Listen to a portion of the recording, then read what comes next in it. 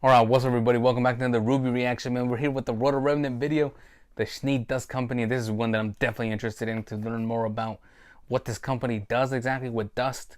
Maybe even give us some more folklore of the Schnee family. And yeah, super excited for it. Let's see what we got with this one. Schnee Dust Company. Let's go.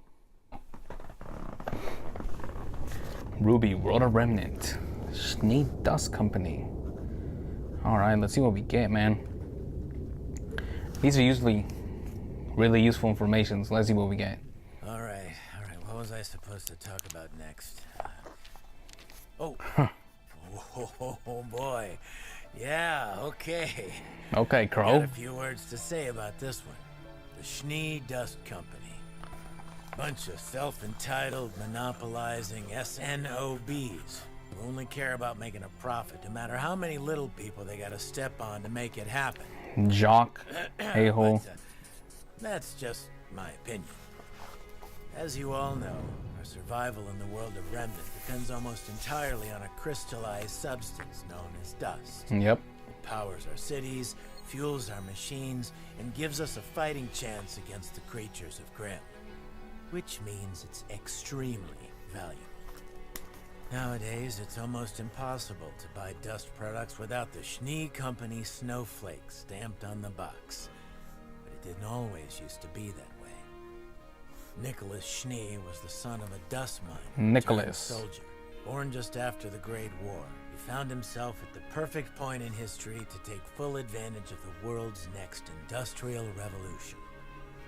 The Kingdom of Mantle, soon to be Atlas, was in a transformative period. They'd found themselves on the forefront of technology, but realized they depleted nearly all of their natural resources to do so. That's where old Nick came in. Rather than watch his kingdom become dependent on the aid of others, young Nicholas Schnee decided to spend his days at combat school, his nights working alongside his father in the dwindling Mantle mines, and any time in between learning everything he could about anything he didn't know. That kid had a fire in his belly. When his father died, he left his son everything he had.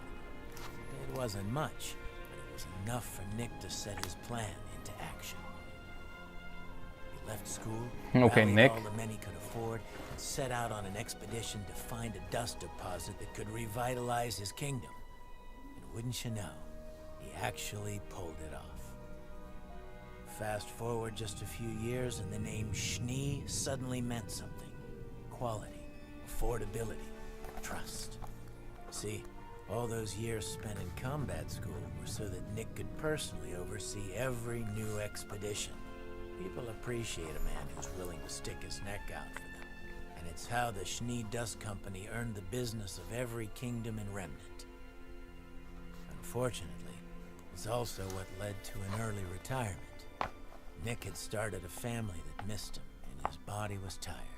Years of working in dust mines have some nasty side effects on your health. Oh, snap. So enters Jacques Julet. Having married into the family, Jacques decided to take the Schnee name over his own. He was a lot of words I shouldn't repeat. Yes, sir, he is. He was a cunning businessman. Jacques managed to convince Nicholas that he was the perfect man to run the SDC in his place. And from a certain point of view, he was right. Under he made them rich. The Schnee Dust Company has become more profitable than ever, completely dominating the industry, but at the cost of the company's soul. Cheap labor, dangerous working conditions, doing whatever it takes to destroy the competition. Jacques Schnee doesn't care about people. He cares about winning. Yep. That, and making sure he's got the best damn PR team in the world. The Schnee name still means something today, but as for what it'll mean tomorrow, well, your guess is as good as mine. Because my baby white Schnee. Let's go. That's it. All right. Well, goddamn. That's some useful information right there from Uncle Crow. Thank you, my brother. The Schnee Dust Company, you know, just gives us a basic outline of what the past looked like and what it looks like now. Obviously, we know with Jacques, like he says, he's the current head person of the Schnee Dust Company, and obviously with him, they become the most profitable company that's ever been on the face of the planet. So I'm guessing they might be the richest family in the world of Remnant because of the dust company that they have.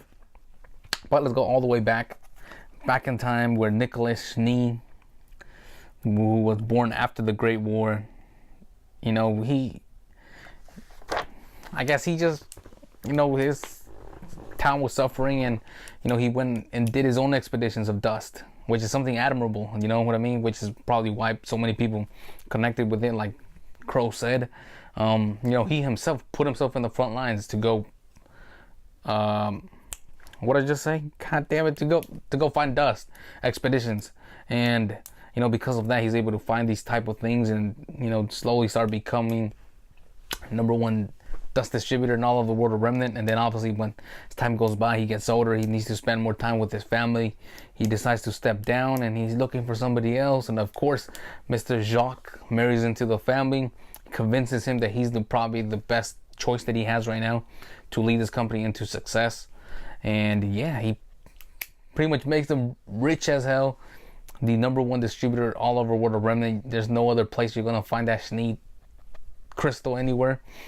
If there's dust, it's gonna have a Schnee crystal on it, you know. And you know, Jacques is a cunning businessman, like Crow said.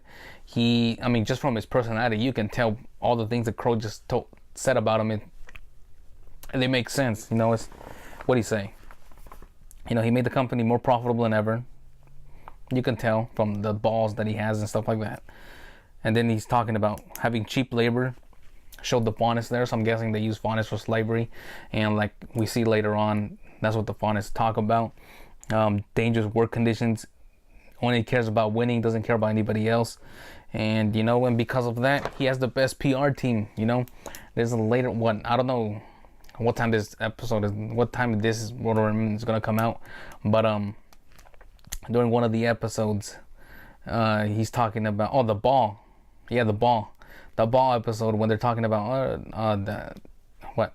the faunus are asking for higher wages, but he's saying, but our people, the human and the faunus wages are the same, so the argument's already out of the window. You know, that's all due to his PR team. You know, they're all helping him stay in power.